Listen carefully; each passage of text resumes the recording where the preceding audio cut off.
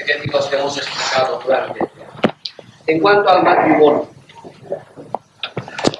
y yo creo que debemos hacer lo siguiente: explico el matrimonio consagrado en 10 minutos y luego interrumpimos de forma que aquellos que no estén conformes o no hayan entendido o hayan visto que lo he dicho mal, que lo expliquemos bien, puesto que, como digo, no tenemos apenas tiempo.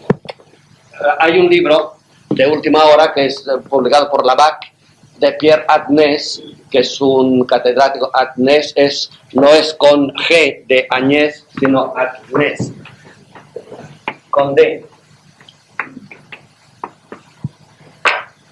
Pierre, este es jesuita y profesor en la Gregoriana, es uno de los discípulos del padre Grelot, que fue famoso en París, en el Instituto Católico de París, y que inició una serie de estudios, entre ellos el del matrimonio, en la Iglesia. Aquellos que quieran, por tanto, ver la historia entera del matrimonio como sacramento y cómo se ha ido desarrollando y desorientando en la Iglesia, es mejor que se compren el librito. Pertenece a la BAC pequeña, tendrá pues 400 páginas, pero el libro es pequeño y se lee fácilmente. ¿Qué podemos decir del matrimonio? En primer lugar, estamos en un momento difícil para entenderlo bien, puesto que el problema matrimonial todavía hoy en el derecho canónico es muy debatido. Y además se ha complicado últimamente con el tema del problema del matrimonio en el derecho civil. En la Edad Media no tuvieron este problema, puesto que el derecho civil era canónico y el canónico era civil prácticamente, de forma que lo que decía la Iglesia, sobre todo en cuestión de convivencia espiritual o sexual, lo aceptaba el derecho sin réplica de ninguna clase. Pero ya Agnès y la escuela anterior se dieron cuenta de una cosa muy curiosa, y es que el matrimonio, como sacramento, primero no tiene una institución por Jesucristo. El sacramento, cualquiera que sea, ha de haber sido instituido por Cristo, entra en la definición, una señal sensible instituida por Cristo que da y confiere la gracia. No hay institución, desde luego no se puede hablar de la institución del sacramento del matrimonio en las bodas de Caná, evidentemente, pues que no son cristianas las bodas de Caná. Claro que estas cosas ya se dicen demasiado rápidamente, ¿eh?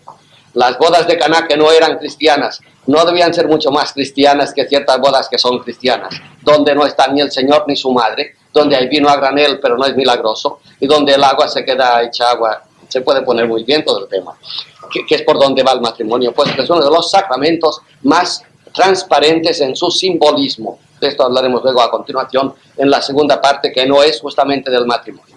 Digamos, por tanto, que no consta de una forma técnica, teológica y segura que el sacramento del matrimonio como sacramento haya sido instituido por Jesucristo, y que la cita de las bodas de Caná no convence ni prueba, puesto que no hay ni una intención de Cristo de instituir un sacramento, y en segundo lugar lo habría instituido judaico, no hacía falta, pero no cristiano. Esto en primer lugar, Cristo no estaba muerto y por tanto los sacramentos o eran prometidos o no se fundaban. Segundo, es que además en toda la historia de la Iglesia antigua, más la primera parte medieval, pongamos hasta los tiempos carolinos, siglo IX, para ser redondos, no hay constancia de matrimonio como sacramento. Esto es importantísimo en historia. ¿Esto qué quiere decir? Que los cristianos, por ejemplo, del año 300, no se casaban. Vaya. Se amontonaban los cristianos en el siglo II, fíjate las persecuciones, tercero, persecuciones, cuarto, tiempos de Constantino, quintos, tiempos del Imperio Romano terminado y bárbaros que llegaban. Ya en el quinto se comprendería, ¿no? La irrupción bárbara de tanto bárbaro barbarizó las cosas y se dio el matrimonio barbarizado. No es tan fácil, ¿no? Desde el primer siglo para adelante hasta que llega Carlomagno, y en Carlomagno habría que discutir todavía, no hay sacramento del matrimonio.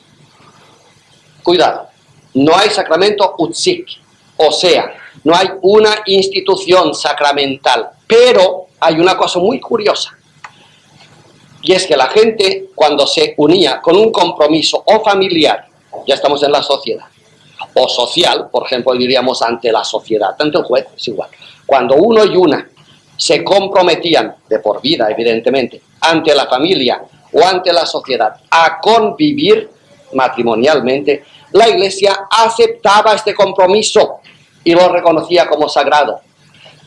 ¿Había o no había sacramento? ¿Ven cómo cambian las cosas inmediatamente? O sea, No hay un sacramento. No es que te cogen y te dicen, si tú te quieres casar, ¿cómo hacemos hoy? O hasta hoy. Si quieres casar, vente a la iglesia. No hay más remedio, más manera de casarse que ir a la iglesia y casarse. Los demás son amontonados, ¿verdad? No era eso. Pero tampoco es que la iglesia diga, no, es que a mí el casarse era importante. Y por eso la iglesia, cuando dos se unen ante las respectivas familias, ante una mini sociedad o ante un juez representante de la sociedad, la iglesia acepta aquella situación, aquel hecho, y lo sacraliza. Es matrimonio. ¿Tenía conciencia la iglesia de que esta aceptación era sacramental? Esto es discutibilísimo. Posiblemente no. Pero una cosa es cierta, que si tú y tú os casáis ante vuestras familias, digamos civilmente por enterarnos, por decirlo así, la iglesia, cuando vas a misa el domingo que viene, os da la comunión, estáis casados. Pero ustedes en la práctica, ¿cómo se ve? Si este y este se juntan de una forma ilícita, la iglesia lo rechazará y dirá, no pueden recibir sacramentos. En cambio, estos dos se han juntado con un compromiso social o familiar y han hecho lo que debían hacer en la familia o en la sociedad para que ello constara. La iglesia ya inmediatamente acepta el hecho como suyo y acepta como matrimonio a aquel señor y aquella señora que acaban de unirse. Con lo cual, digamos que no había un sacramento, no pasaban por la iglesia, pero hacían unas acciones que la iglesia reconocía como sagradas. Digo que queda la pregunta, ¿y las reconocía como sagradas de tal categoría que para ella eran un sacramento? Parece que no, puesto que aunque hablan de sacramentum, ya saben que sacramento en esa palabra significa misterio, por ejemplo, un sacramento, no parece que conste que sea un sacramento utzik. Las primeras intervenciones un poco serias de la iglesia en cuestión matrimonial son a partir del siglo XI, el año 1000, antes no. Pero por tanto, todos nosotros somos hijos o tenemos en las filas anteriores de abuelos gente que no se ha casado por la iglesia. O sea que somos hijos de... No que era hijos de nadie, no. Somos hijos de papá y mamá que se casaron de una forma civil que la iglesia reconoció. Ya está. ¿Y cuándo empieza entonces la idea de que esta aceptación que hace el Dios, tú y tú os habéis unido ayer ante el juez o ante vuestras familias? A partir de ahora sois marido y mujer, para mí, dice la iglesia. No habla de sacramento. ¿Cuándo empieza a hablar de sacramento? La iglesia dice, no, es que esta cosa de unirse de por vida de una forma comprometida, sea ante quien sea, el poder civil o las familias que intercambian dones o dotes, etc. Esto es reconocido por mí y es reconocido de una forma oficial. Bueno, pues habría que ir al Codex Gracianus, a Graciano. Esto ya es el siglo XI. Es la primera institución o constitución de recogida de datos jurídicos para la constitución del derecho canónico que vendrá después. Es la fuente del derecho canónico. En Graciano sí que ya aparece la idea de que el matrimonio es un sacramento, pero, sorpréndanse, es al revés de como lo esperan. ¿Saben lo que dice Graciano? Un cristiano y una cristiana no pueden juntarse quiere decir matrimonialmente y con compromiso, nada de arrejuntarse, juntarse. Un cristiano y una cristiana no pueden juntarse comprometidamente sin que esto sea un sacramento. ¿Han visto por dónde ha entrado? Es al revés de lo que pensamos, Tú dices, bueno, pues cuando dos se quieren casar, les hacemos un sacramento y los casamos. Gracias, no. Cuando dos se juntan, han hecho un sacramento. Tanto si hay cura como si no lo hay. Dos cristianos no pueden juntarse sin sacramento, sin que ello sea un sacramento. Lo cual no quiere decir que hayas de ir a la iglesia, no. Te puedes juntar en un subterráneo, en un momento de guerra, tú y tú, os declaráis amor de por vida. Esto no lo podéis hacer si sois cristianos los dos, sin que os nazca un sacramento allí mismo. Sin cura, sin testigos, sin nada. El amor matrimonial. Y justamente el derecho canónico hasta hoy ha recogido esta idea. El pacto matrimonial entre cristianos es ipso facto sacramento.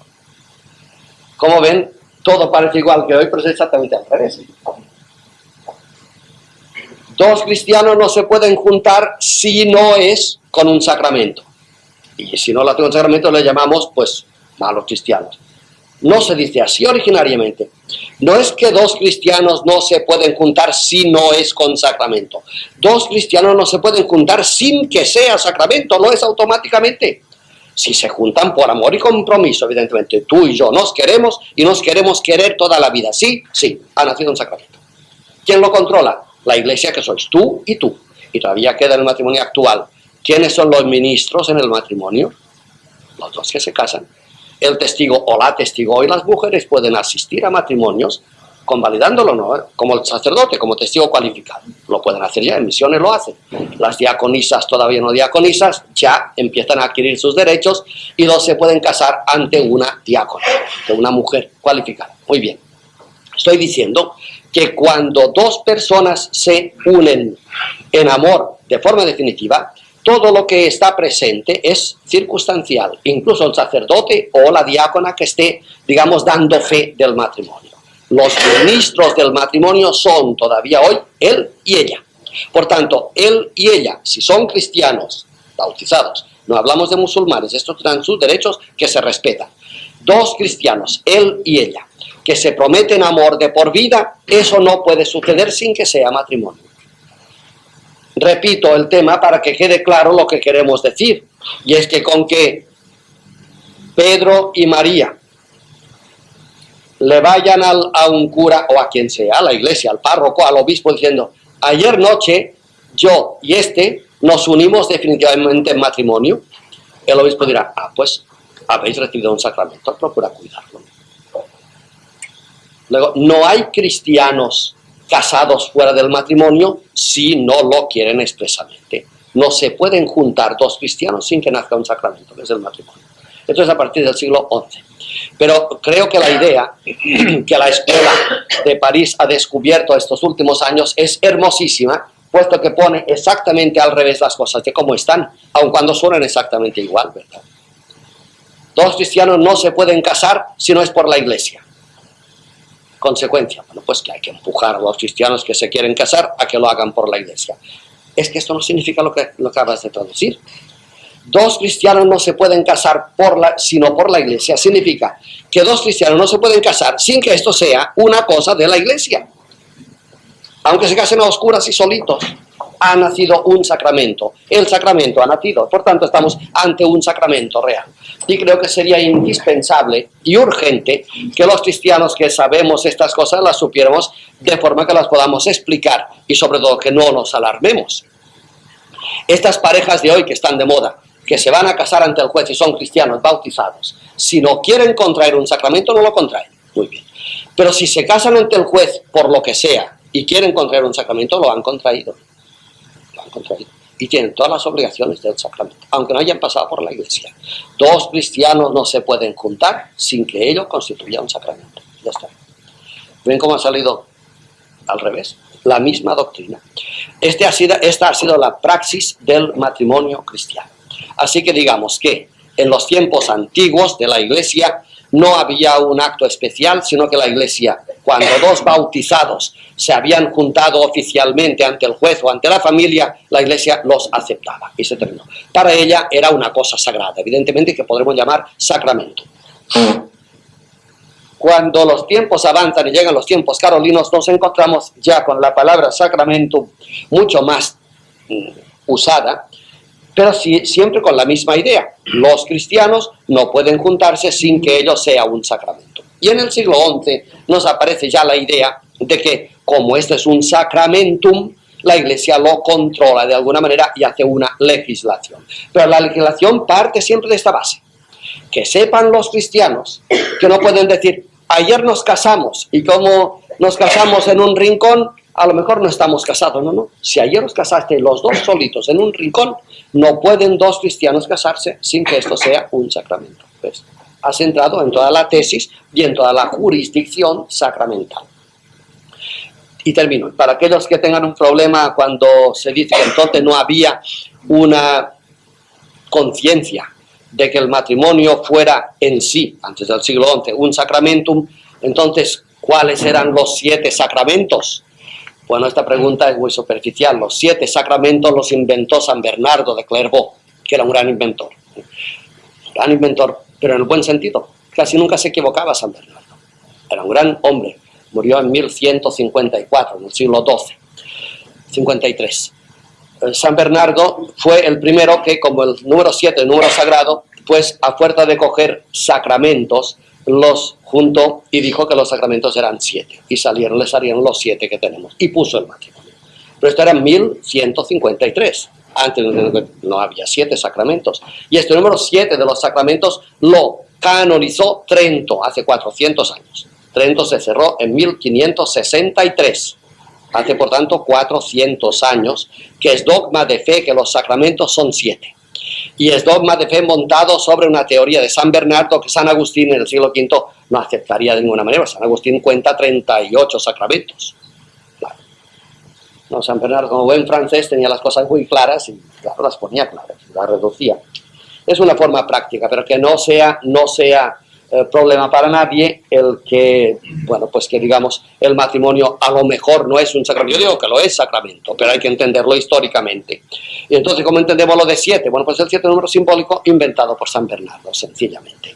Y que la Iglesia antigua no habría aceptado, puesto que eran muchos más los sacramentos. Hoy mismo tenemos problemas con los sacramentos, puesto que el sacramento de la Iglesia es un sacramento con toda la definición, y no está en los 7. El tiempo es un sacramento, no está en los 7. El cuerpo humano es un sacramento, sobre todo en el cristianismo, y tampoco está en los 7 sacramentos. Ya que no se encierre nunca nadie en una tesis intocable de los 7 sacramentos. Desde luego, para aquellos que tiendan al escrúpulo, quiero poner el último escrúpulo. Los sacramentos de la Santa Madre Iglesia son 7, nec plus, nec minus. Ni más ni menos. Y el que diga lo contrario, anátema sí. Sí. Es anatema aquel que niegue que los sacramentos de la Iglesia son 7. Para los escrupulosos esto funciona muy bien. Iba contra Lutero, porque Lutero, que era un gran teólogo, como sabéis, negaba que fueran 7 los sacramentos. Bueno, hemos dicho que interrumpiremos. ¿Quieren preguntar algo para que no quede en el aire todo eso? Ha quedado muy claro el tema del sacramento del matrimonio. ¿Y cómo se relaciona con el divorcio?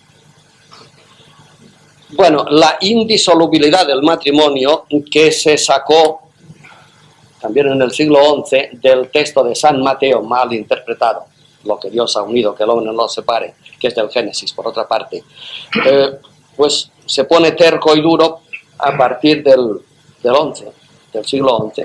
La separación por motivos justificados, pues se hacía en convenio familiar o en convenio social. La Iglesia no intervenía.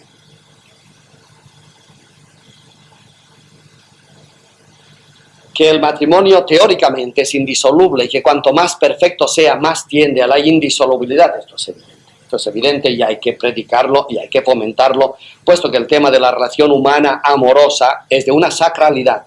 Por eso he dicho que no quería meter, porque serían 4 o 5 lecciones, de una sacralidad tan profunda el amor humano que no se puede tocar superficialmente sin manosearlo demasiado. Y cuando dos se casan hay que decirles, estáis tocando los mismos cimientos de la existencia humana. No juguéis con ella. No te cases para descasarte mañana. O no te cases creyendo que el amor son rosas y que al primer sacrificio que te toque te has de descasar, que es lo que hace cierta gente. Esta gente está jugando, no con fuego, con los cimientos de lo humano. Si sacudes mucho por ahí abajo, se te vendrá abajo el edificio entero de lo humano. Ten cuidado. Pero claro, hay que explicarlo con tiempo y con cuidado. No se puede jugar con el amor cuando es verdadero. Ahora, que hoy se da en una sociedad tan sacudida como la nuestra, se dan situaciones en que el matrimonio realmente no existe o es insoportable, yo creo que hay que admitirlo. Y la Rota parece que lo está admitiendo. Digamos que es un problema de catequesis, hay que enseñarlo bien. Y enseñar que con estas cosas no se juegan. Con el dinero se puede jugar, ya ves que no juega nadie con el dinero, porque te pillan enseguida. Es curioso, pongamos las cosas poco importantes por encima de todo. Y en cambio con el amor juega todo el mundo. Eso demuestra lo poco espirituales y lo poco humanos que somos. 4.000 billones de pesetas no son lo que es un acto de amor. Pero si tú juegas con 4.000 billones de pesetas, me figuro que el señor Solchaga te va a perseguir como loco. Y juegas con un amor, no te persigue nadie. Esto es horrible, horrible, porque el amor está tocando el cogollo de lo humano. Bueno, por ahí pues, por donde hay que salvar la seriedad del matrimonio. Ahora repito que dada la situación actual y la poca formación que tenemos, pues habrá que insistir mucho en que el matrimonio normalmente, por desgracia, es inválido. Es inválido, no saben lo que hacen. Se enamoran superficialmente, epidérmicamente, y se casan por donde se han enamorado, que es por la piel. Claro, como esto no toca los cimientos, porque no hay sacramento ni hay nada, evidentemente que no. ¿Ves cómo otra vez ponemos al revés las cosas como al principio? Parece cuando dices, bueno, pues vamos a decir que este matrimonio es inválido. Ya están jugando. No, no, no. Es tan serio el matrimonio que si cuando tú te casaste, no te casaste, hasta el cogollo, y te has casado. Mira si es serio. O se rompe el matrimonio. ¿Cómo que se rompe? Es que no ha existido nunca. Si te casaste por la verruga que tienes en la frente, hombre. Y por ahí no se casa nadie. Bueno, queda claro más o menos. Si yo hablo de la inflación que supone el matrimonio religioso, la gente huye por los problemas de que no tiene fe o porque está mal planteado por su iglesia, Sí. digamos, parroquial, mal llevado. Claro, esto se ve en la existencia del espectáculo del último. El séptimo matrimonio es una constitución, es un santo. Sí, Como sí, sus modelitos, hace pactos. Y vamos, es una falta de sacralización, organización. Sí, sí, sin duda, sin duda, sin duda. La familia es iglesia y claro, la iglesia es testigo. Sí, sí. No, bueno, Porque la iglesia es, como en otros sacramentos que hemos explicado y que quiero acabar de explicar, la iglesia en este momento es más hija del pasado que creadora del futuro, que es al revés de lo que ha de ser. Decía Jesucristo que cuando uno ara, si para de arar y mira para atrás, no es apto para el reino de Dios. No es apto. El que ara, ara mirando para adelante siempre. Es el futuro nuestro destino, no el pasado. El pasado nos empuja, no nos retiene, nos empuja. Cuanto más pasado uno tiene, más rápido corre al futuro. Y cuanto menos pasado uno tiene, el que no es hijo de nadie, como no tiene tierra bajo sus pies, no tiene futuro porque se hunde rápidamente. Está claro. Bueno, pues la iglesia de hoy, desgraciadamente, es más hija del pasado que madre del futuro. Primero porque estamos en una crisis, digamos, querida por Dios, o no es igual. Estamos en una crisis que nos obstaculiza el mirar hacia enfrente y, por tanto, si no son los genios, nadie mira para adelante. Y como la situación como de mirar para atrás, pues ya que no tenemos futuro, decimos, ya que no tenemos futuro, nos complacemos contemplando las maravillas que hemos obrado en el pasado. Y la iglesia de hoy es hija del pasado, lo acabamos de ver. Incluso en sus afirmaciones, fíjate que son afirmaciones muy buenas, pero que ella misma las entiende al revés. Bueno, pues, ¿qué hemos de hacer? Pues empujar los grupos de catequesis a ser fermento, como Cristo quería, y a empujar para que el futuro se nos abra por delante, sabiendo cuál es la verdad y sobre todo empujando para que sea verdad. Y no llevándonos las manos a la cabeza tontamente, como hacemos si dos hijos nuestros o vuestros no se casan por la iglesia, cuando debería ser al revés. Mirar un poco y decir, aquellos dos se han casado por la iglesia. Es al revés. Hay demasiada gente que se casa por la iglesia. ¿Sí? Claro que hemos de explicar, y muy en serio, pero muy en serio. No sea que nos vengan acá, como papá me ha dicho que lo hacen los muchachos de hoy. Padre, ¿puedo hablar con usted? Sí, a ver. Es que mamá me ha dicho que usted me arreglaría el tema. ¿Qué tema? No, que me quiero casar, pero me quisiera... Y tu madre te manda a mí para que yo te arregle el tema. Está arreglado. Te vas al juez pasado mañana, te doy una tarjeta y que te case. Oiga, eso no es lo que yo quería. Yo quería que usted me arreglara para poderme casar. ¿Y qué obstáculo hay? Hoy que no practico. ¿Ves? Y de golpe de suerte, que no practican, que su madre les ha empujado, que la niña que está al lado dice, sí, nos queremos casar, pero ¿sabe usted? Es que además resulta que si es por el Estado, es más fácil descasarse. O sea que estáis proyectando el casamiento y el descasamiento al mismo tiempo. Venga, guapos, ir al juez, si es que os quiere casar el juez, porque esto no es ni casable por el juez. Y hablando así, sin insultar, la gente se abre y dice, oye, es que es verdad que estamos haciendo. Venimos aquí a decirnos que nos queremos, pero que nos queremos hasta que nos cansemos de querernos. ¿Eso qué es? ¿Eso qué es? O sea que hay que invertir las cosas, que no se case la gente por la iglesia y que los que se casen sepan que están comprometiendo los cimientos de su ser. Y si no, yo no me quiero comprometer, no, pues no te cases por la iglesia. No eres casable, no te puedes casar por la iglesia. ¿Por qué? Porque casarse por la iglesia no es una institución, es un acto. ¿Ven la historia? No pueden dos cristianos serlo de verdad y amarse de verdad sin que les nazca un sacramento. Eso es todo. Te nace un sacramento cuando te unes con esta niña, más bien una verruga, pues no te cases. Ya está.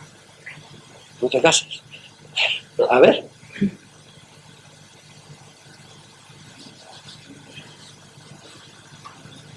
Pasamos a la segunda parte. Espero que la síntesis que haremos ahora del curso entero nos sirva. Yo no sé, a veces tengo la impresión de que hay gente que se lleva las manos a la cabeza cuando decimos ciertas cosas. Yo no lo quisiera de ninguna forma.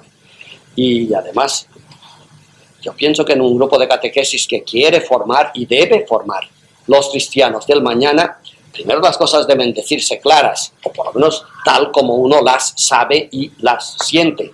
Claro que cada uno de ustedes tomará luego el camino que quiera, pero el hecho de estar diciendo esto no es así, o no puede ser así, o en este momento parece que la praxis eclesial es equivocada. Esto es si se hace con respeto, es un origen de futuro y no destrucción de nada. Los herejes son los que dinamitan el pasado y se queda tierra quemada por detrás. No estamos haciendo esto. Estamos recogiendo con todo respeto y amor toda la tierra, el humus rico del pasado, e intentamos plantar un árbol nuevo en ese humus. Eso es todo, nada más. Destruir nada. Además, estoy convencido por propia experiencia que cuanto más tonto uno es, más capacitado está para destruir. Es para construir que hay que tener capacidad. Para destruir, para ser crítico, basta ser tonto. Termino. La prensa, por ejemplo, en general. O los niños de 15 años. Lo destruyen todo. No porque sean tontos, son tontos comparativamente. A los 15 años no se saben las cosas. Naturalmente que están críticos, ¿lo ves? Una persona que sabe de verdad será crítica, pero apenas te ha criticado, edificará enseguida. Es propio del hombre honrado edificar. Como es propio del hombre malvado, destruir. Se termina. Por tanto, si doy la impresión de que estoy destruyendo, soy malvado. Me sabría muy mal, sobre todo ante ese auditorio, pasar por malvado. Lo que pretendo es construir, y construir seriamente. La síntesis del curso que hemos hecho, si alguno quiere que dediquemos alguna lección, o 2 o 3, al matrimonio, pues yo creo que lo pueden proponer a la dirección del curso y para el año que viene se podría hacer. Yo propondré otras cosas, pero no son exclusivas de lo demás. La síntesis de todo este curso, que es una síntesis de una visión catequética sacramental, por un lado histórica, el humus del pasado, pero también, por otro lado, prospectica o prospectativa, proyectativa del futuro. Ahí tenemos la postura. Diríamos que toda forma catequética, tal como la tenía la Iglesia, sobre todo en la dimensión de los sacramentos, y pongan ustedes el matrimonio, que queda reciente ahora, se reduce a 3 posturas esenciales. Los catecúmenos, categesis, en griego significa escuchar, estar a la escucha. Y noten cómo desde la Iglesia antigua, es curioso, las posturas esenciales se descubrieron en los primeros tiempos. Hoy, cuando estamos tan lejos, hemos de esforzarnos para coger lo esencial. Hay tanto matorral, echas mano y te viene pues un trozo de zarza, pero la flor no viene. En cambio, los antiguos, los primeros siglos, sin querer, ponían mano y se llevaban la flor. Ya derechamente, sin tropezarse. Aquí la palabra. Lo primero para un cristiano de verdad es estar a la escucha. Esta escucha, luego se desdoblará, pero es dual. La escucha de Dios. Dios habla siempre. Habla, Señor, que tu siervo escucha. Este es Samuel. O Pablo, tirado del caballo. ¿Qué quieres, Señor, que haga? ¿Ves? Tu siervo está escuchando. Oh María Santísima, hágase en mí según tu palabra. Esto es fundamental. Categein es escuchar. Esta es la escucha de Dios y segundo, de la Iglesia. Aquí tenemos una ventaja nosotros, porque la Iglesia de entonces eran iglesias muy pequeñas. Bueno, las iglesias pues de una docena de personas o de 5 o 6. y a veces de 3 docenas, es igual, iglesias muy pequeñas, en las cuales pues sí, había su profeta, lo tenemos estudiado, su apóstol transeúnte, que decía sus cosas, pero la iglesia en sí no tenía todavía las alforjas muy llenas para sacar enseñanzas. Hoy nosotros tenemos esta ventaja, por ejemplo, lo del matrimonio. Vamos a ver, ¿qué hay del matrimonio? El cristiano primitivo ni se lo preguntó. Los que habéis ido al tribunal romano, estáis casados. Bueno, pues yo os acepto, vamos a ver. En cambio tenemos una ventaja, porque esta escucha de la iglesia ha sido la siguiente. Vamos a ver, metamos mano en la alforja de 2000 años de iglesia, a ver qué hay del matrimonio. Y vamos mirando, dice primer siglo, nada. Segundo, ni un documento. Tercero, ni un documento. Cuarto, ni un documento. Quinto, ni un documento. Sexto, séptimo, octavo, nono. Ahora empiezan los capitulares de Carlomagno a hablar de la unión, pero una unión civil que la iglesia hace. Y hasta el siglo XI, ¿ves? Todo esto se escucha de la iglesia, ¿ves? La iglesia en 1000 años, hasta el siglo XI, te está enseñando que el matrimonio que tú llamas hoy sacramento, y que seguramente lo es, tenía una fórmula tan especial que hoy no nos parece sacramento. Eso es todo. Fíjate qué enseñanza. Luego, esto es fundamental. Primero, la escucha. El que no ha escuchado a Dios no sabe quién es Dios, y el que lo ha escuchado tampoco, pero no puede hablar de Dios el primero. Y segundo, y el que no ha escuchado a la iglesia está pobre de tierras y no irá muy lejos en el futuro.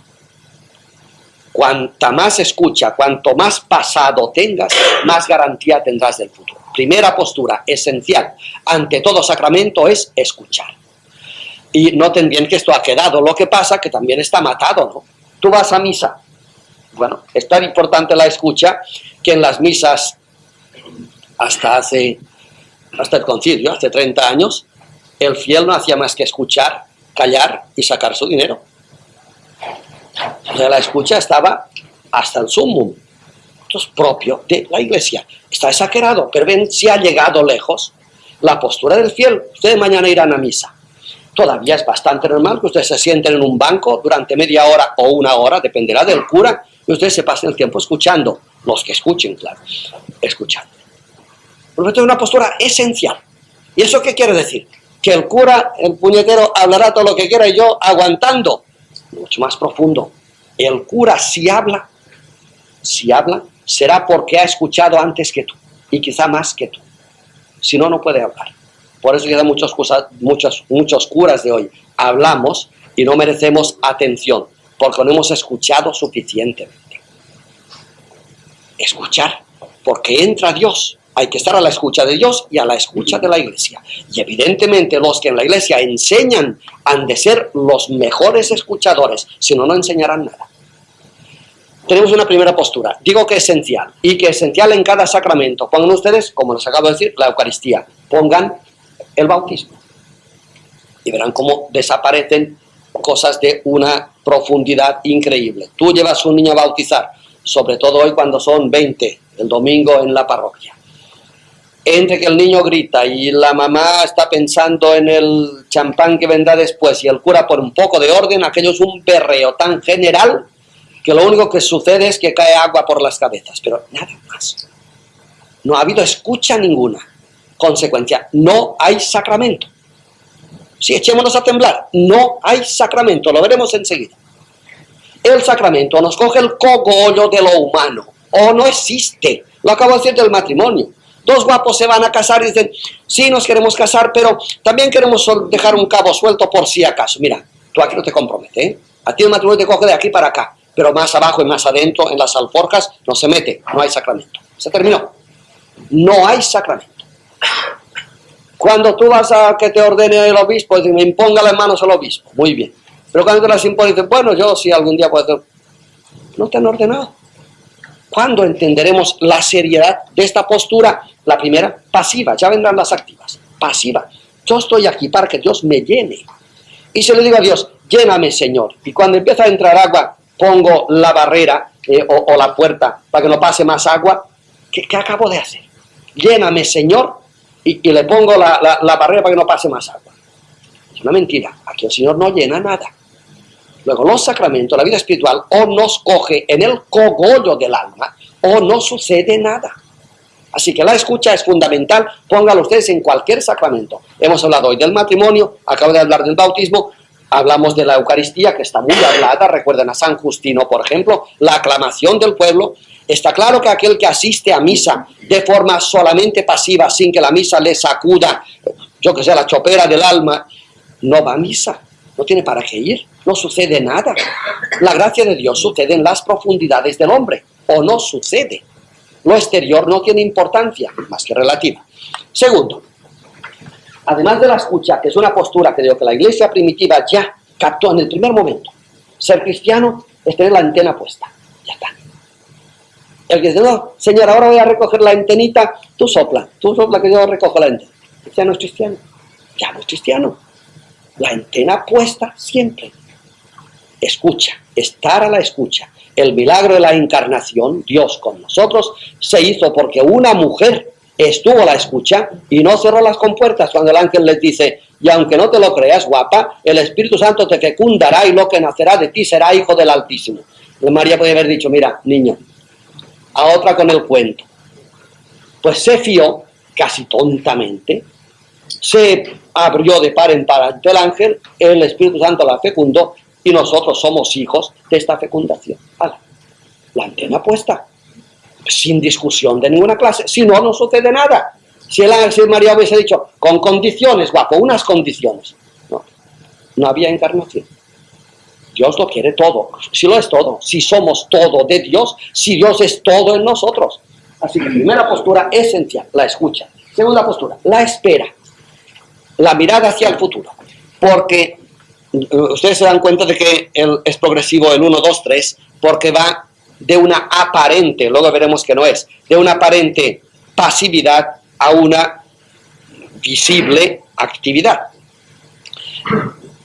Puede ser, para empezar, entiéndanlo así, luego digo que lo explicaremos, lo juntaremos de otra manera. La primera postura, la escucha es, digamos, pasiva, no lo es pasiva. Digamos que sí, se trata de escuchar, Dios que hable, habla Señor, que tu siervo escucha. Muy bien. Segunda postura, una vez que has logrado esto y que lo tienes y lo aplicas en cada momento, en el sacramento, por ejemplo, la espera. No solamente esperas que Dios te hable, no, esto pertenece al número 1. La escucha es que tú escuchas y que Dios te habla o te hablará. Esto es escuchar, la catequesis.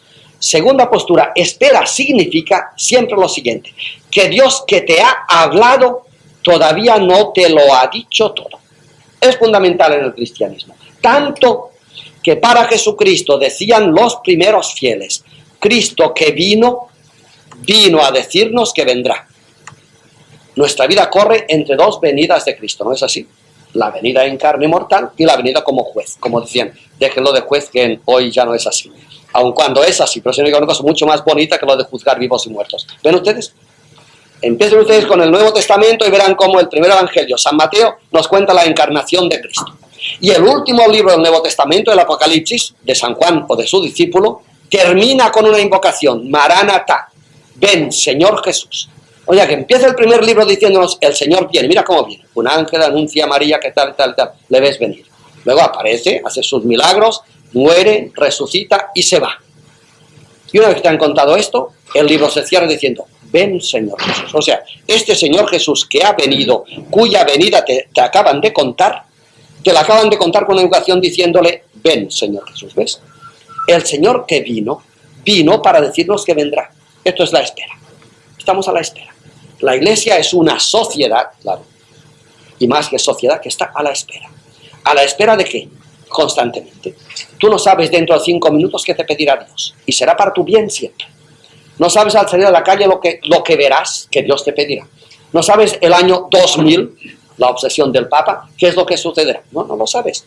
Pero si estás a la espera, estás escuchando y a la espera, estás disponible. Vamos a ver qué es lo que Dios dice. Pero nunca, digo que esto es fundamental, dirás, como yo escuché bien y me habló Dios muy claro, a mí Dios ya me habló y ya te ha cerrado.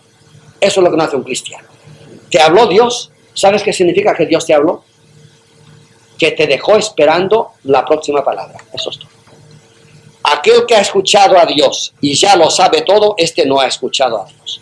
Aquel que dice que ha escuchado a Dios y dice, y como lo he escuchado, siento que volverá a hablar, este sabe de Dios. ¿Lo ves? ¿Ves la espera? Que en nuestra iglesia somos cristianos, sí, pero todavía no. ¿Se acuerdan de aquel juego entre el, bueno, ahora y el todavía no, el not yet, que ponen de moda ahora los ingleses a última hora? Sí, pero todavía no. ¿Eres cristiano? Sí. ¿Ves? Primera parte. Segundo, pero todavía no puedo ser más. ¿La iglesia de Dios sabía lo que eran sacramentos? Sí, pero no del todo. Nosotros sabemos lo que es el sacramento del matrimonio, sí, pero no. Esa es la postura típica del cristiano. Luego, aquellos cristianos que lo saben todo dicen, esto es así, irrevocablemente. Esto no han escuchado a Dios. No han escuchado a Dios. Estos que dicen, lo importante del cristianismo es ser fieles al pasado, que el futuro, no han escuchado a Dios, el futuro es espera. Por eso Cristo decía, el que hará, mira para adelante, el que mira para atrás, no es apto para el reino de Dios. Así que segunda postura típica, la espera. Tú vas a bautizar a un niño y le bautizas. Esta es primera postura. Ahora el número 2. Y esperas que el bautismo sea total en la vida de aquel niño que empieza a caminar, evidentemente. El niño se hace cristiano, sí, pero ha de hacerse cristiano, ¿lo ves? Ha llegado el Señor Jesús en el bautismo, sí, pero irá llegando a cada paso que el niño dé por la vida, o irá retirándose a cada paso para atrás que el niño dé en la vida. 2 se casan, han recibido la gracia sacramental, claro que sí, pero no la han recibido toda, la irán recibiendo en la medida en que sean fieles al compromiso que tienen uno con el otro. Y tercero, profecía, además. Esto ya es más activo y más con vistas al futuro todavía. La escucha, digo que puede parecer pasiva, la espera, que ya se ve más activa porque tú has escuchado, Dios ha nacido en ti, pero ha nacido en ti para decirte que nacerá, que estés con cuidado porque va creciendo dentro de ti, y al final la profecía. Esta está explicado hace 2 días o 2 clases. ¿Qué es la profecía? Que todo aquello que le sucede al cristiano, le sucede en un espejo, como decía San Pablo, en profecía. Todo, eso es fundamental. Y lo sabían bien los cristianos, por ejemplo, los de las persecuciones. Nosotros no tanto porque como somos hijos de una sociedad cristiana, lo era, tenemos el cristianismo casi innato, de una forma pasiva y adornada, y no vemos el problema que tiene todo cristiano que se lo toma en serio, que es el de la profecía. Mira, una vez que Dios te habla, número 1, una vez que tú has oído a Dios, estás a la espera de que siga hablando, número 2, viene el 3, y es la interpretación de la historia, que es la profecía. ¿Por qué lo estamos pasando tan mal los hombres del siglo XX? No lo sé, pero sé que esto es profético, eso es cristiano.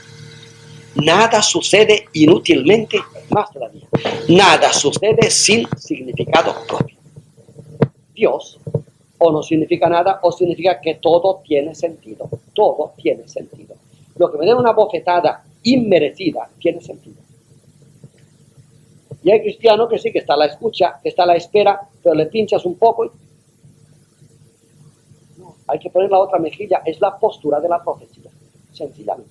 Cuando te dan una mejilla y pones la otra, ya has hecho una profecía. Y es que vendrá un día en que ya no haya que poner la otra mejilla, porque ya no pegarán. Eso es todo. ¿Y cómo colaboras tú a que mañana ya no peguen? No pegando tú cuando te pegan. Porque cuando te pegan, tú sigues pegando, la ola va creciendo cada vez más y se enchancha. Claro, si te pegan y paras, ya no pasa de ti la ola, han dejado de pegar. Luego estás haciendo la profecía de que vendrá un día en que la gente no se va a pegar. Y repito, como somos cristianos de sociedad, normalmente no entendemos esta profundidad que el cristiano debía explicarse en las primeras horas. ¿Cómo sucede que siendo yo un romano tan de pro, el emperador me persiga a muerte? Esto no tiene explicación. No es que yo no quiera ser romano, si yo soy romano, San Sebastián, por ejemplo, convencidísimo. Y yo que soy romano convencidísimo, ahora viene el emperador y me dice, una de dos, o romano o cristiano. O dejas de ser romano, o dejas de ser cristiano. Eso es horrible. ¿Cómo se explica? Profecía. Profecía. Estoy engendrando un futuro. Bueno, pues la consecuencia del número 3, que es totalmente activa, es que el cristiano convencido sabe que suceda lo que suceda en su vida, pequeños o grandes detalles que acaezcan, siempre son proféticos. Nada sucede inútilmente. El malestar de este siglo XX es engendrador de futuro. Y no sobre todo, ni principalmente, el bienestar. La felicidad da felicidad, pero no tiene futuro prometido. Puede también engendrar futuro, pero no es seguro que lo tenga. La infelicidad da infelicidad, pero tiene futuro prometido. Sí, sí. Alegraos cuando os maldigan en mi nombre, porque vuestro nombre está escrito en el cielo. Cristo no ha dicho a los felices que se alegren, sino sí, claro que si soy feliz, bendeciré a Dios, evidentemente. Pero puede ser una felicidad que tenga solamente la dimensión que tiene. ¿Eh? Yo me como hoy una buena merluza este mediodía y soy feliz comiéndola. Si no tengo cuidado, no pasaré mi felicidad. En cambio, si al ir a comer la merluza viene un pobre y me la quita, y encima descaradamente y brutalmente, y me deja a mí sin posibilidad de comer, supongamos, y yo lo acepto, ahí hay una infelicidad, me va a doler, pero sé una cosa, estoy engendrando futuro, que quizá comiéndome la merluza no engendré. Eso sí que lo sé. Esto lo sabe cualquier cristiano. El bien engendra el bien, sin duda, y el bienestar engendra bienestar, sin duda, pero una sucesión de bienes no conduce a un futuro seguro. En cambio, una sucesión de contratiempos, alegraos cuando os persigan y os maldigan, una sucesión de contratiempos conduce siempre. Que empujamos tanto a que la gente se case por la iglesia, a que el Papa intervenga en la cuestión del vitro o no intervenga, a que somos una gente de huidos del tema. ¿Por qué nos metemos en lo superficial? ¿Somos profetas los cristianos? Pues si tú te acercas a cualquier corrito de cristianos, si hablan de dinero o de hijos, no hay un puñetero profeta en todo el barrio. Los hijos, si son lo peor que hemos podido crear, los hijos, el dinero, pues si no lo están quitando con las dos manos, pero y no hay una sola que diga, bueno, pero a lo mejor con esto estamos... Y esos cristianos se horrorizan si sus hijos no se casan por la iglesia. Y ellos no son profetas, que es mucho más importante que casarse por la iglesia. Sí, sí. Un profeta no casado por la iglesia es un profeta. Y un casado por la iglesia no profeta no es profeta. Y la profecía pertenece a una de las tres posturas esenciales del cristianismo. Brutalmente se dice así: es mejor no casarse por la iglesia y ser profeta que no ser profeta y casarse por la iglesia. Sencillamente. Sí, sí. No lo duden. No lo duden. Y digo que el carisma profético, que era tan vital en la vida G, se ha perdido. Se ha perdido. No entrevemos nada. No hay futuro. Pero usted cree que... Yo les conté una vez el horror que sucede cada vez que hay un muerto familiar al cual tú quieres, ¿no? Normalmente la gente... Si tú predicas un poco de esperanza, te asalta la gente que está en el funeral y que te quiere. Padre, ¿pero usted cree de verdad que resucitamos? Oiga, ¿usted que es musulmán? No, musulmán, eso ya cree. ¿Usted dónde viene? ¿Que resucitamos? Y la profecía es que esto es vital. Si usted no cree que resucitamos, usted ni está bautizado, ni está confirmado, ni está casado por la iglesia, no recibe usted ningún sacramento. No. La fe en la resurrección es fundamental. Presenta la profecía. O sea que aquellos que dudan de la resurrección van tan pan, pues están casados por la iglesia. Oye, como si dos piedras se casaran. Vamos. No se puede casar por la iglesia sin ser cristianos. Para ser cristianos hay que ser profetas. Aquí ejemplos de cómo es la profecía. Vamos a terminar aquí, luego juntaremos en la segunda parte los que no sea muy larga porque después hay despedida y comida. Tenemos 10 minutos de recreo.